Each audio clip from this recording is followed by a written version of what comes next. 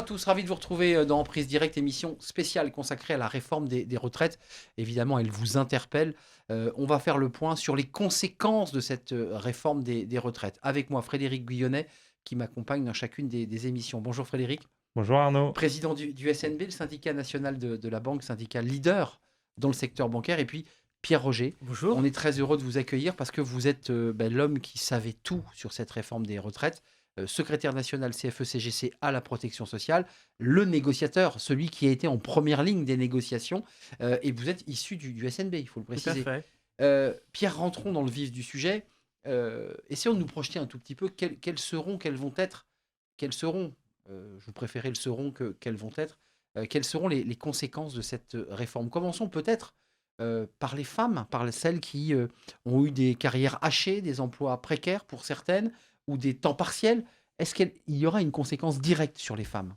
Oui, alors concrètement, effectivement, cette réforme, si elle se met en place, qui est, je rappelle, un report à terme très rapidement d'ailleurs de l'âge légal à 64 ans, avec une accélération du nombre de trimestres nécessaires pour avoir le taux plein, elle entraîne d'énormes conséquences pour l'ensemble des actifs, mais pas que. Si on veut effectivement aborder la situation pour les femmes, on peut considérer que cette réforme, c'est la double peine. Pourquoi? Parce que aujourd'hui, l'âge légal est à 62 ans.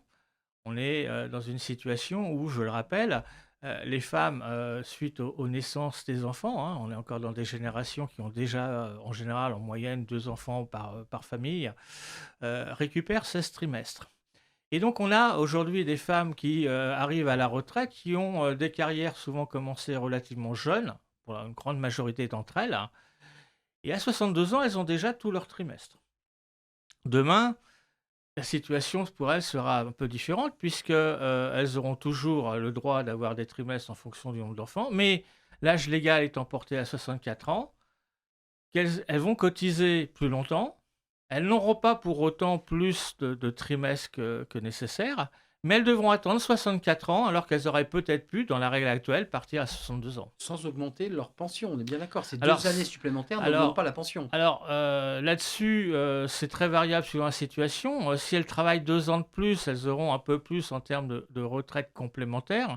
Mais par contre, je rappelle qu'au niveau de la retraite de base, qui est l'élément principal en termes de pension pour les salariés du secteur privé, c'est plafonné. Donc, quelque part, c'est un effort supplémentaire pour la solidarité, alors que souvent dans leur carrière, paradoxalement, leur niveau de salaire, même si on s'emploie au SNB à cela, leurs salaires en moyenne sont encore un peu inférieurs à celles des hommes. Mais il y a toujours un écart, Et évidemment. donc, elles auront une durée supérieure avec une pension qui ne sera pas nécessairement tout à fait égale à celle des hommes. C'est ce que j'appelle la double peine. Pierre Roger, je vais donner la parole à Frédéric parce que ça va le concerner très directement. Si j'ai bien compris, les perdants de cette réforme, c'est la classe moyenne.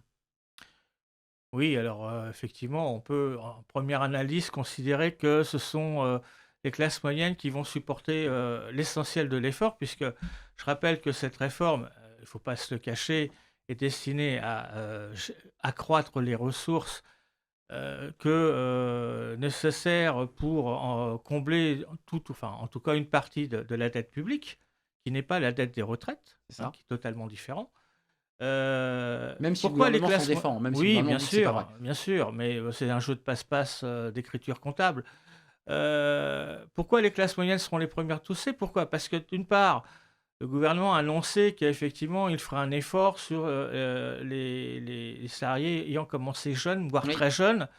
On parle de 15 ans et 16 ans qui pourront partir effectivement plus tôt. Mais en fait, si on regarde de près la réalité du terrain, les embauches, et aujourd'hui, grande majorité des jeunes actifs ou des actifs qui C'est sont pas déjà en 16 ans. activité, Ah non. on commence une activité professionnelle plutôt aux alentours de 20 ans. Et donc, ils seront toujours exclus de ce régime des carrières longues.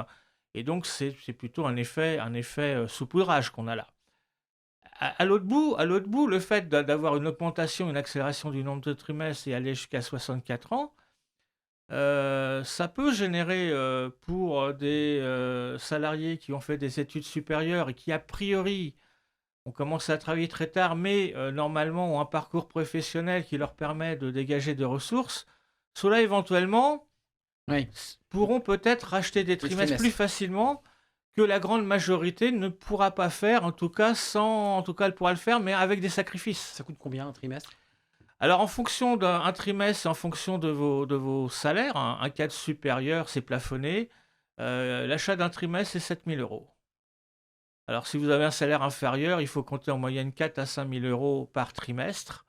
Vous pouvez en racheter jusqu'à 12, sachant qu'il y a une déduction fiscale à la clé, mais que la déduction fiscale est d'autant plus intéressante que vous payez des impôts. Donc, pour la classe moyenne, certes, ce n'est pas négligeable, mais quand vous êtes sur une tranche à 45%, quand la majorité sont à 20 ou 25, Hmm. l'effet n'est pas le même en termes de levier fiscal. Mais évidemment.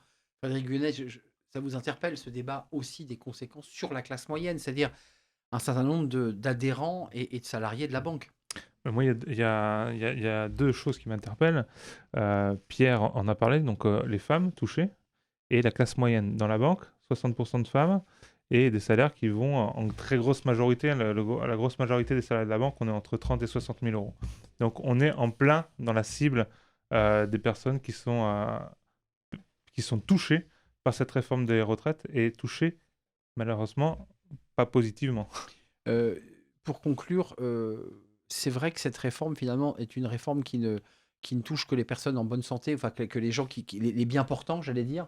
Parce que vous avez évoqué Oui, aussi le oui. débat des demandeurs Alors, d'emploi. il faut bien, alors pour faire simple, et là, c'est l'expérience passée du passage de 60-62 ans qui nous le montre, et les chiffres sont déjà calculés par les différentes branches de la sécurité sociale.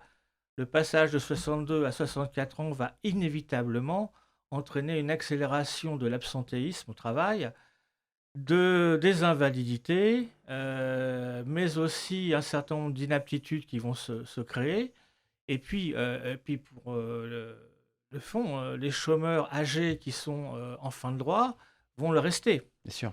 La sécurité sociale considère que sur les gains espérés par cette réforme, un tiers repartiront dans la protection sociale au titre des diverses indemnités qui sont versées, IJ, invalidité, Donc RSA, 17 etc. milliards amputés de quoi? 4-5 milliards? Plutôt 5-6, ça 6? dépendra en fait, ça dépendra beaucoup de la manière dont les entreprises feront ou pas l'effort nécessaire pour maintenir les salariés âgés dans l'entreprise, car il faut quand même indiquer que le dernier élément et sur lequel il faut insister, me semble-t-il, c'est que l'attitude des entreprises en France aujourd'hui par rapport aux seniors est assez négative. C'est souvent une variable Eh d'ajustement oui, des effectifs. Aujourd'hui, on a des populations qui, à 58, 59 ans, sont sortis. Frédéric ne me démentira pas, Mm. sont parfois, entre guillemets, sollicités pour accélérer leur départ. C'est possible parce que l'âge légal est encore à 62 ans, que c'est une population qui parfois atteint déjà le nombre de trimestres nécessaires. Demain, il faudra plus de trimestres. L'âge légal étant à 64 ans, quelle sera l'attitude des entreprises vis-à-vis de ces salariés seniors? Si c'est pour les laisser végéter, il est fort à craindre que, en termes de coût social, C'est ça. il y aura une accélération par rapport à ce qu'on observe aujourd'hui. Un dernier mot, Frédéric, sur ces conséquences aussi sociales et j'allais dire presque sur la santé psychique et la santé tout court des salariés. Moi, j'ai envie de dire, puisque Pierre a quand même décrit la situation, mobilisez-vous le 19 janvier pour qu'on puisse empêcher, au moins essayer de faire revoir la copie au gouvernement. C'est tout l'enjeu, évidemment, de la Tout à mobilisation, fait. et ça ne fait que commencer parce que c'est un mouvement social dont vous espérez, en tout cas, comme on dit, qu'il prenne au sein de la société. Juste un mot avant de nous quitter, on n'a pas du tout évoqué d'autres acteurs qui commencent à rentrer, les indépendants, les artisans, tous ceux qui, aujourd'hui, disent, ben, je suis jamais allé manifester, mais je vais y aller parce que là, c'est la goutte d'eau qui fait déborder le vase. Oui, tout à fait, parce qu'il y a une prise de conscience, je dirais, assez générale des conséquences. Je veux dire, les problèmes de pénibilité ne concernent pas uniquement les problèmes de salariés. Ça concerne, je dirais, tous les actifs au sens large du terme. Chaque profession a ses propres difficultés et ses propres fragilités. Et la retraite, c'est quelque chose que sont constitue au fil de l'eau, et qui, parfois, inquiète. Et là, en l'occurrence, effectivement, on constate que les indépendants, quand ils font leurs calculs, s'aperçoivent peut-être que demain, même à 64 ans, le niveau des pensions pour eux risque d'être assez modeste et ils aimeraient bien effectivement être entendus aussi sur ce sujet. Merci Pierre-Roger, vous êtes en première ligne sur ce dossier retraite, dossier sensible et brûlant. Merci à vous Frédéric Guyonnet, Merci. président du SNB, le syndicat national de la banque.